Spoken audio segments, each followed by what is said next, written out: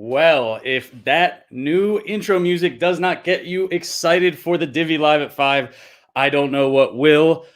I was just dancing back here. I was having a great time. I hope you were too. As always, my name is Nick Saponaro, and this is your Divi Live at 5 Divi Weekly Update.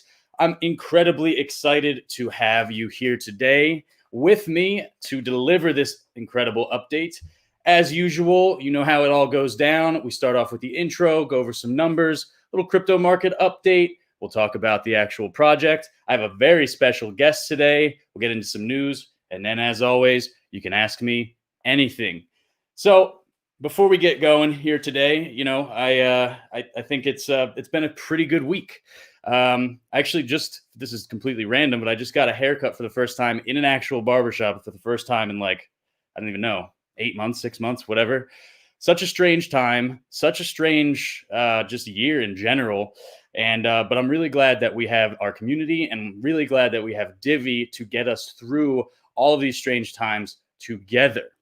So, as I always start, we're going to jump into the numbers.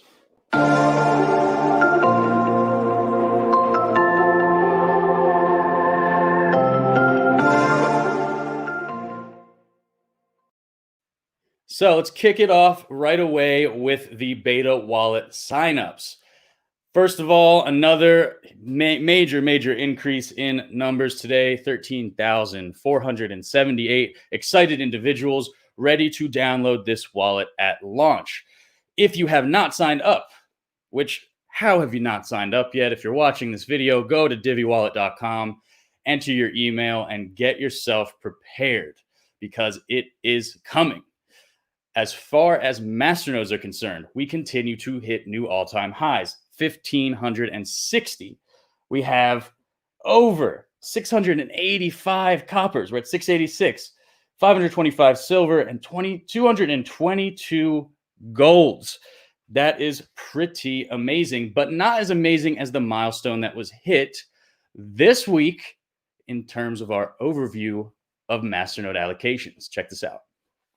1 billion Divi have been allocated to masternodes. 1 billion. Actually, it's almost 1 billion at this point. 53% of the ecosystem is allocated to masternodes. Now, I want to talk about this for a second because a lot of people have said over the course of our creating this project, the inflation's too high. You're going too hard with the rewards.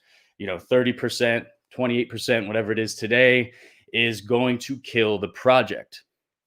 What they don't realize, and some of you may not realize this either, is the fact that our inflation over the first 10 years is actually less than Bitcoin's inflation over the first 10 years of its production. A lot of people don't realize that because the number is much higher. Yes, we have over 1 billion coins in the ecosystem, but as you can see, they're being utilized in a way that is very, very profitable for the individuals that are using them. And we also have several use cases that have come out, and we'll talk a little bit more about that later. But I just can't thank you guys enough for the support. I know you guys are absolutely astounded with this billion as much as I am. It is a huge number and a huge milestone. But we need to move forward into the crypto market update.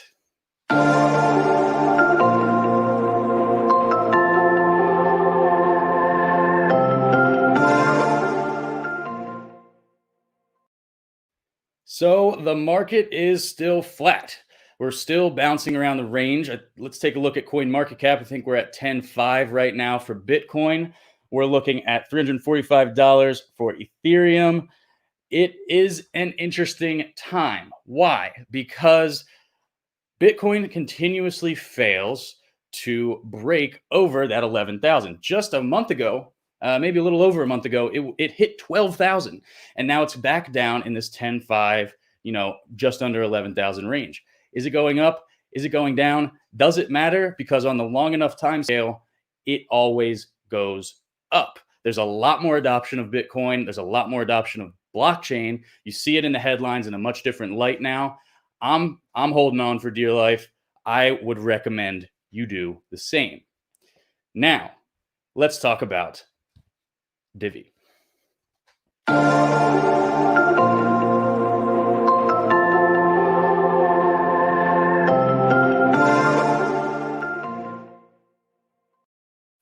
So once again, another major milestone is forthcoming. We have the 2-year blockchain anniversary. Now, technically, we launched the blockchain on September 27th of 2018. That was a few days ago. However, as we all know, blockchains don't count time. They count blocks. So on block 1,051,200, we'll actually see the full 2 years of block time, because every block in the Divi blockchain is 60 seconds, roughly on average. That is the actual 2-year anniversary of the blockchain. Now, that's like roughly 30 hours from now, give or take, based on how often the blocks are being produced. This is a huge milestone. Why? Not only just because it's obviously amazing that we've been able to build this project and we've run this blockchain at 100% uptime for 2 straight years. We've added a ton of participants to the network. We've added a ton of use cases to the network. But because this actually marks the first time that the reward ratio will go down. Now, actually, the ratio stays the same. The stakers still get 38% of the block reward, and the masternodes still get 45% of the block reward.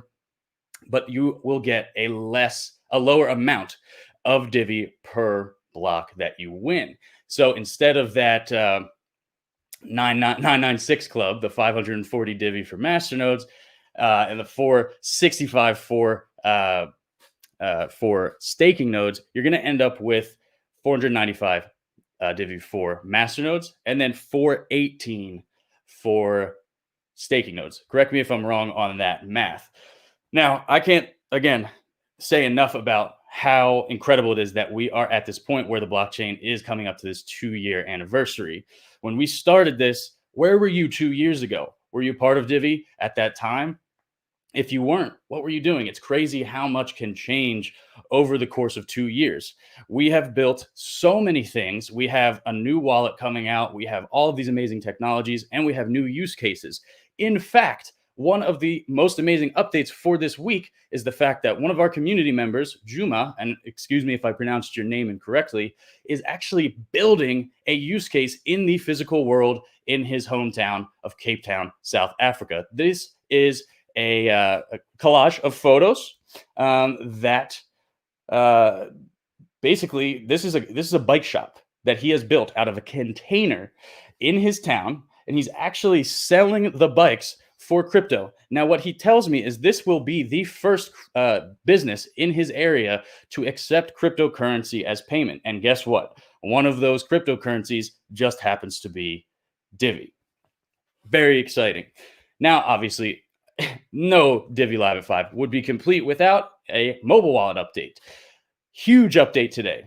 I just got, as well as all the other beta testers, a massive test flight update.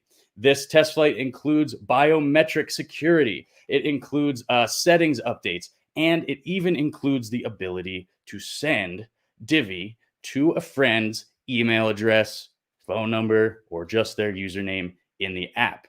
This user experience is fantastic. It's very smooth, and it's coming along so beautifully. We're right on track for that release 1 beta in November, as I said a few weeks ago. Now, I feel like I should always remind you guys that release 1 beta does not mean a wide release to the entire world. It means that a select group of people will get their hands on the beta version of the app. as we get more comfortable with the technology that is being produced, we'll open it up to more and more people. On these live at fives, I will be announcing when those new beta rounds are being opened up. So you definitely want to tune in every single week. Finally, last Project Adventures update. Tomorrow, Saturday, I will be in Orange, California for the Bitcoin Ben Unmasked Tour. He has wrapped his entire RV in amazing graphics, all Divi branded, and we are going to meet outdoors in Orange, California, and just talk about crypto like we did in the old days. I'm really excited to see some of my old friends and hopefully some new friends. If you are in the area, please come say hello from, of course, a socially distant location.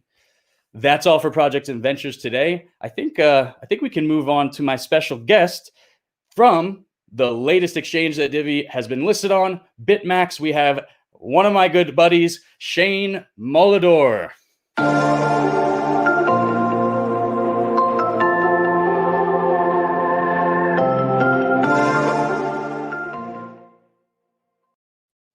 Hey, Nick. Really great to be here, man. Dude, thank you so much for joining me. Obviously, Shane, you are one of the leaders at BitMEX, but you didn't start there, right? I mean, you've had a pretty impressive track record in crypto. Before we jump into anything Divi and BitMEX related, why don't you just give us a little background on yourself and how you got to this point? Yeah, absolutely. So I guess I started my professional journey in crypto back in 2015. I was one of the first hires at Gemini, the cryptocurrency exchange, working alongside Cameron and Tyler Winklevoss, and really got some great exposure to more of the institutionalized side of crypto. Gemini prides itself on being, sort of the Wall Street institution for crypto custody and trade facilitation. Stayed there until late 2017. Then I made the transition over to China and helped build out the trading operations at one of China's largest crypto hedge funds. Stayed there for about a year and a half. My tenure there, I worked with over 100 token projects for designated market making, also helped build out over-the-counter trading, OTC operations. And then after a fairly long courtship process, decided to make the transition over to BitMEX, and couldn't be more happy with that transition. And here at BitMEX, I'm obviously overseeing global business development operations. That is, again, pretty impressive. I think it's safe to say you know your way around an exchange. So tell me a little bit about, yeah, I mean, it's amazing. So tell me a little bit about how you guys choose projects and why, I guess, you chose Divi to list. Yeah, absolutely. I would say that it's a proprietary due diligence process.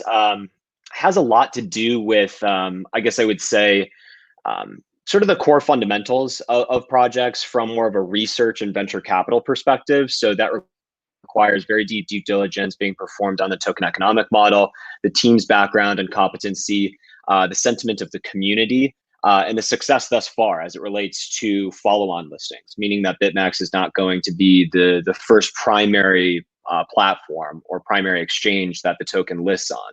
We want to see performance to date.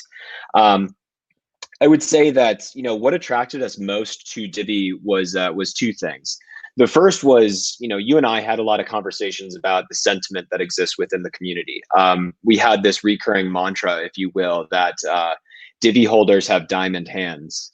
Despite the really exciting price action that we see in the ecosystem, on-chain transfers were almost non-existent. You don't see these outflows from masternodes to exchanges seeking liquidity to exit and take profit. Rather, they're long-term believers in the underlying fundamentals of the ecosystem. That really attracted me and resonated with my research team in our choice to list Divi. I would say from a market microstructure perspective as well, this notion of scarcity really resonates with me. It's very attractive to see a network stake ratio that's nearing, roughly 90%, so to say. The tokens become very scarce. I refer to that as liquidity on offer or circulating supply becomes constrained. And what that means is that when you have a buy side imbalance that seeks into the marketplace, there's actually quite significant market impact induced by those buyers, which of course results in price appreciation, which I think we can all agree that price action isn't everything. It's not necessarily a reflection of underlying fundamentals, but it can be a hell of a good marketing tool in crypto. So I saw a lot of potential in terms of listing Divi for those reasons, and also I think that we felt the BitMax team felt we could provide a lot of value to the Divi ecosystem by actually enabling staking support directly through our platform. So yeah, sorry if that was a bit verbose, but I think all of those reasons definitely factored into why we were excited to list Divi.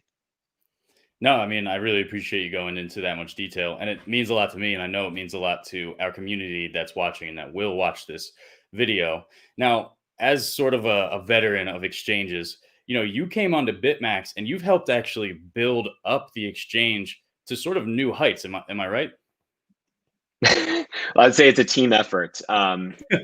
We've had quite a bit of success, in the last year and a half, and it's definitely a joint effort. It takes a village in order to achieve success. I think that the team is very competent, and as I mentioned, I couldn't have been more happy with my decision to transition from the hedge fund in China over to business development at BitMEX.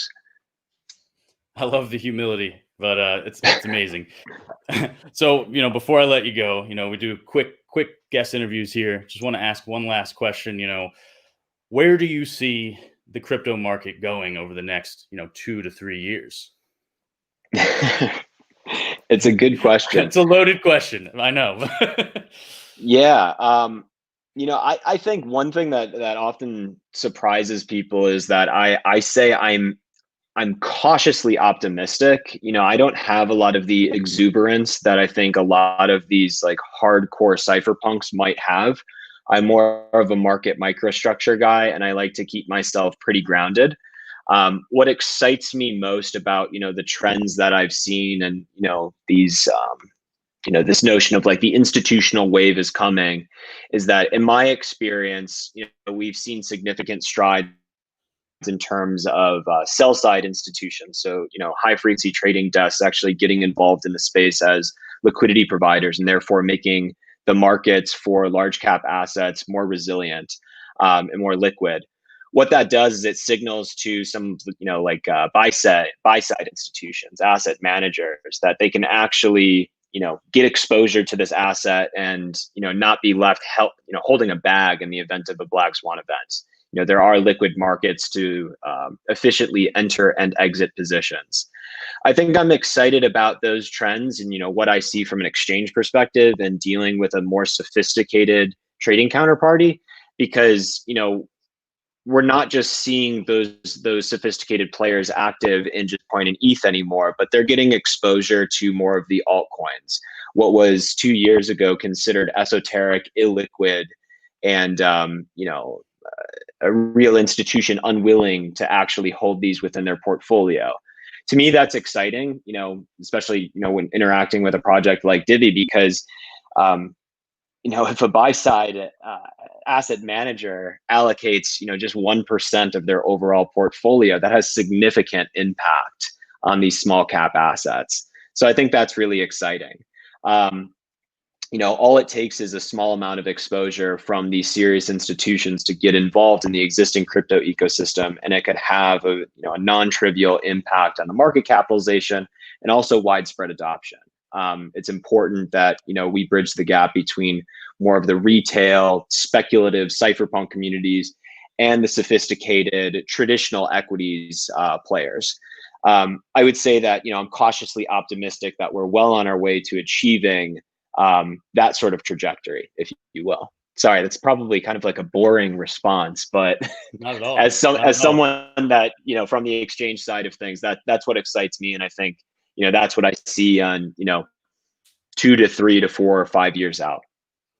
Yeah, no, it's definitely not boring at all, because of the implications that it has, not only for, of course, Divi, which the implications are massive, but for the industry overall, just becoming more mature and bringing in people that otherwise probably wouldn't have looked at this, 2 to 3 years even ago. So 2 to 3 years from now, who knows where we'll be?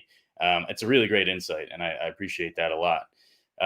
Shane, where can we find you online? Would encourage everyone, that's interested in learning more about BitMEX. You can definitely join our Telegram group. Um, I'm very active there. I think most of the community members like, shooting the breeze with me there. I'm usually pretty responsive to questions, and I do AMAs every once in a while.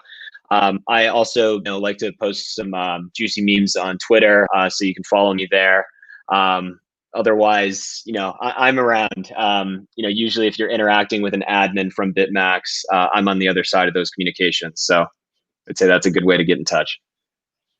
Fantastic. Well, I can't thank you enough for joining me, even for a few minutes here on our show. I know you're an incredibly busy person, so taking some time out of your day for us means a lot. And I hope to see you back on the show really soon. Of course, yeah, and we're looking forward to providing more support for Divi. As I mentioned, I think staking support on the immediate horizon. So I think that should have significant impact on the market. Really excited to be here. Thanks, Nick. Thank you. See ya. All right. Shane Molador is obviously an incredibly sophisticated investor and very, very brilliant mind. So I'm really glad that we were able to work with him on the listing at BitMax. It was an incredibly involved process, which says a lot about the exchange itself. They don't just throw your code up on on their server and let it fly. They really did work with us every step of the way. And there were some challenges, of course, along the way, as there always are when you're collaborating. But overall, I think it's been an incredible opportunity for Divi, and I think it's just getting started. I'm extremely excited, especially for that staking support. So now that we're through our awesome special guest, why don't we talk a little bit about the news?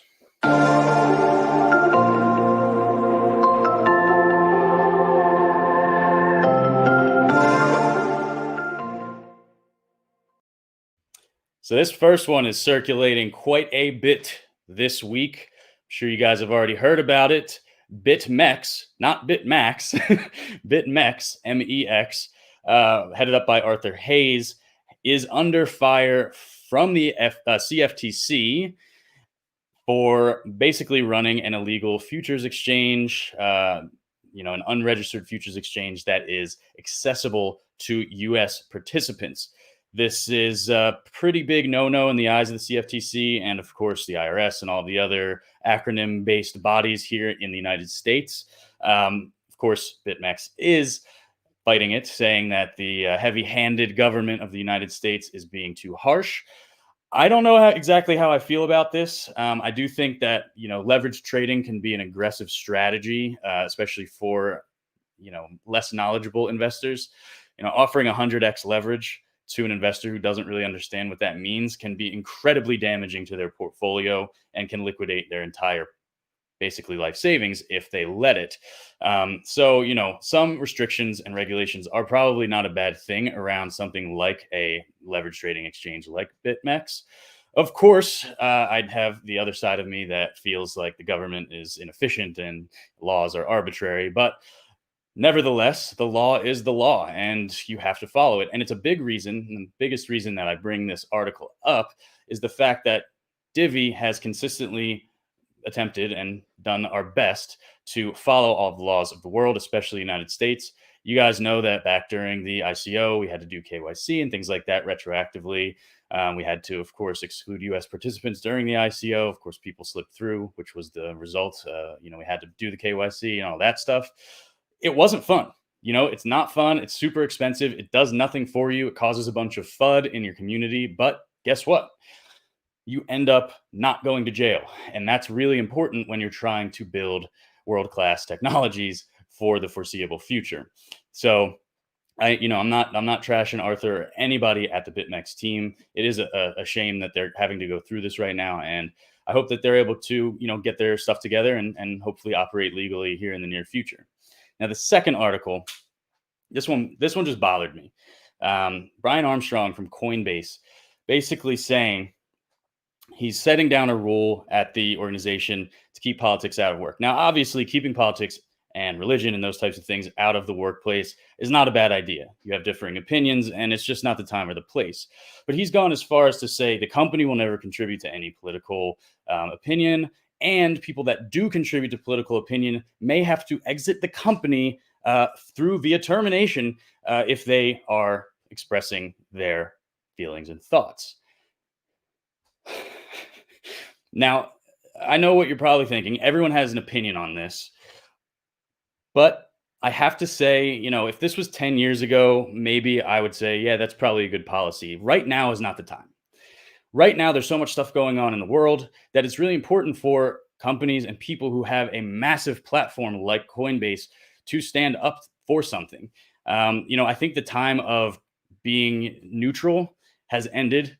And for me, I don't care which side you're on, but everyone should have the right to express their beliefs in whichever way they see fit. Obviously, violence and all that stuff should be condemned, but just having an opinion is really important. I'm a black man, in America, and you can take from that what you will. But I can tell you right now is an incredibly important time to me personally. And I would never in a million years support anyone who uh, demeaned or gave any sort of blocker to me expressing myself in that regard. It's just too important right now. So, and you may disagree with that. I know I see comments all the time. They're like, you shouldn't make this show about politics and stuff, but that's the whole point, right? I don't care if you disagree with me. It's just something that needs to be said. So that's everything for the news this week. I guess it's time for the AMA.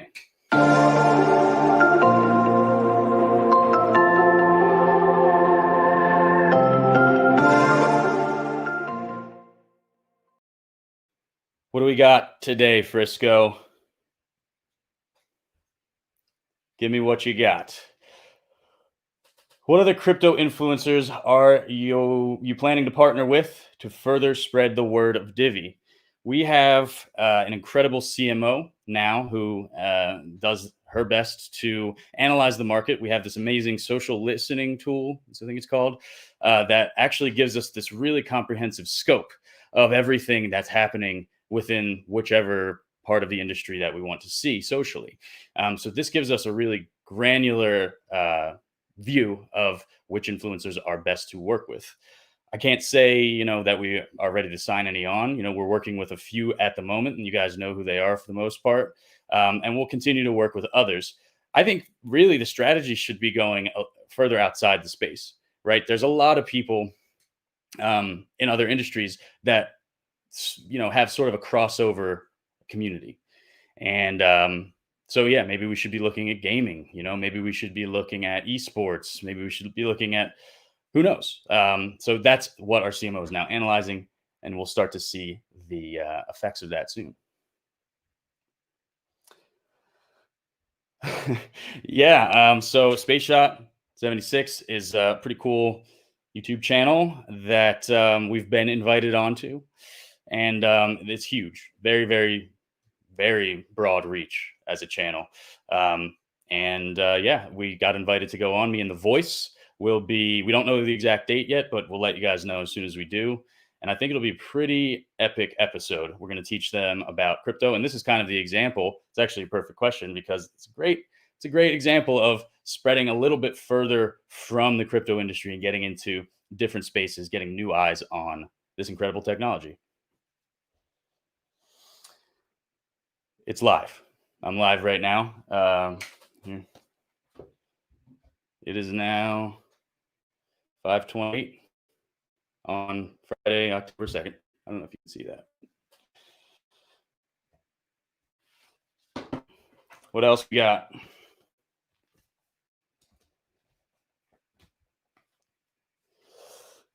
Is there any updates on DiviGo 2 version 2 and the WhatsApp partnership? From my understanding, they are working through the final phases of their alpha test, and it's supposed to go into beta. I actually don't remember the date, but it's on their Twitter. I think it's just DiviGo app on Twitter. Yeah, it looks really nice. Again, DiviGo is something that a community member is building for Divi. It is through a developer that we work with closely. So the best way to get the information about DiviGo is to actually go to their channels as well. But yeah, it's looking really good. So keep an eye on that. What is the closest to completion exciting use case you can see taking place next that Divi has been working on? So the biggest thing really is we don't have to build all the use cases, right? We're building the tools to enable use cases. So, I mean, the mobile wallet will enable a ton of new use cases like Juma's bike shop down in Cape Town, right? Having the ability to really spend your crypto on real world goods is a huge part of why we're building a mobile wallet. So I would say, it's kind of a non answer, but the mobile wallet is probably the most important thing that we're building at the moment. Thank you. Coinbase is outside the mainstream of corporate America, which believes generally there is a more substantive purpose to a corporation besides profit for investors. Yeah, this is the Milton Friedman doctrine is well taught, philosophy in business school, and it basically dictates that everything you do as a company is for the benefit of the shareholders. I disbelieve that. I don't think that should be how it is. I think that in the past, in the very very distant past, corporations were created to serve communities. The communities that they served benefited as a result of their existence. Now that's not so much the truth, right? Corporations are not all bad necessarily, but a lot of them do destroy the environment and the communities that they actually exist within. I want to build a different type of community. I want to build a different type of corporate structure and a different type of company. And not everybody's going to like that, but that's okay because I think it's the right thing to do. And the market will tell me whether or not I'm right. So I agree.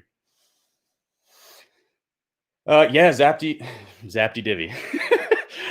Is there any update on the Zap eDivi initiative? Yes. So they just crossed this pretty major technical hurdle as far as the light paper is concerned. And I think it was the last of the challenges that they needed to uncover. So now that that has been uncovered, we're just waiting to hear back from their development team. There has been a hiccup on their side because of a personal issue that I won't go into, but it will be coming back around very soon. And yeah, it's looking really, really incredible. Why is I'm sorry. Uh, this is probably bad, but I don't know what RSR or Elrond are, unfortunately. I really don't have that much time to research projects these days. I have so much on my plate with what we're doing here. So next time I will do some research on those, and maybe if you ask that again, I'll have a better answer. Are you going to Ben's meetup in Orange tomorrow? Yes, I am. If you came in a little late, that was like one of the last things I said during the Projects and Ventures update. I will be there, I think from like 2 p.m. For a few hours. So definitely come out and say what's up.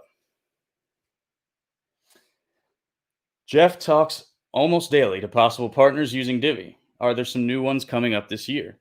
I mean, new ones, I'm sure there are. Jeff is always on the ground, moving around, getting his, face in front of people who can help us. If there are any new ones, I wouldn't even be able to probably say them at this time. But I can say, there are some incredible initiatives. If you go about 2 videos back, when I interviewed Jeff at the 5 After 5, he talks about some absolutely incredible use cases and partnerships that are incoming. We were working with Dragon on the smart contract implementation. We did get everything set up, I believe, but I don't really know what happened with that, to be honest. Sometimes things just get pushed aside. They do have their own projects that they're working on, so it is what it is. I haven't heard from them in a little while, so should probably follow up on that, but everyone's so busy. Anything else for us here, Frisco? As excuse me, as a merchant, will I be able to accept Divi once Divi Wallet is released? Will I need to wait a few more phases to be introduced? Yeah, I mean, we won't have like a point of sale system or anything.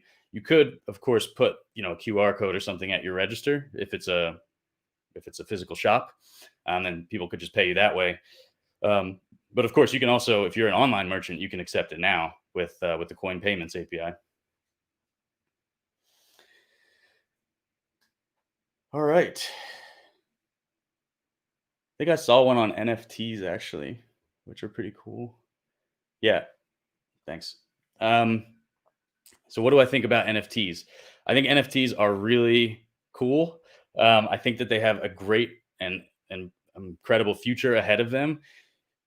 They are incredibly niche right now. And the concept of, creating digital goods is still pretty nascent. So you're going to end up seeing a long tail of adoption for that, just like we have with crypto. But over time, it will become the name or the commonplace.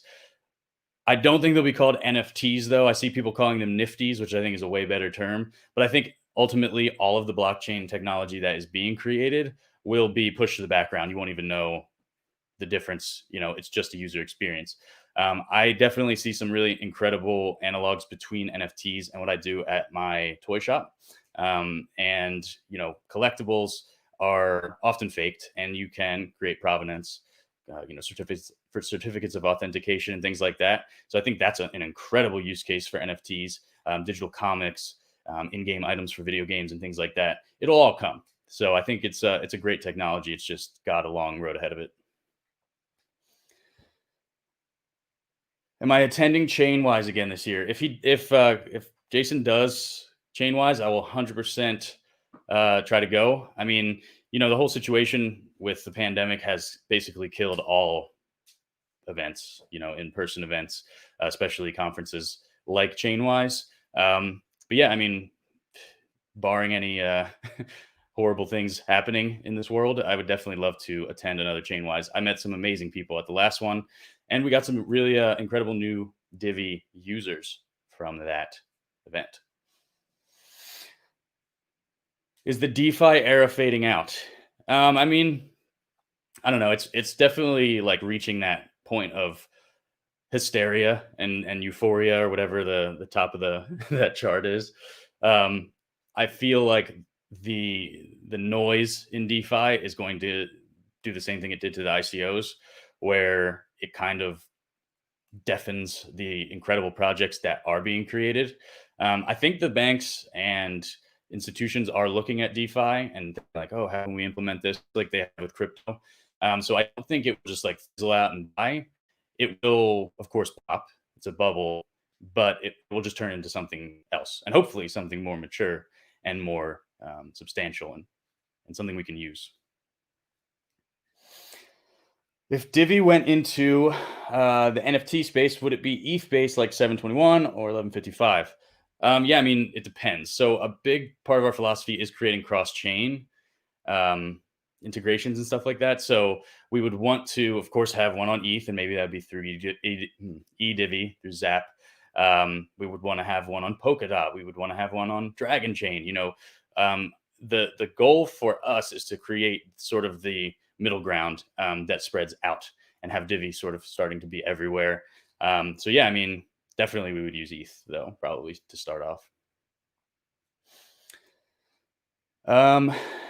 Identity tokens, we don't have any direct collaborations with them. One of our developers is Daniel Kraft, who created Namecoin. It's not quite an identity token, but it could be turned into something like that.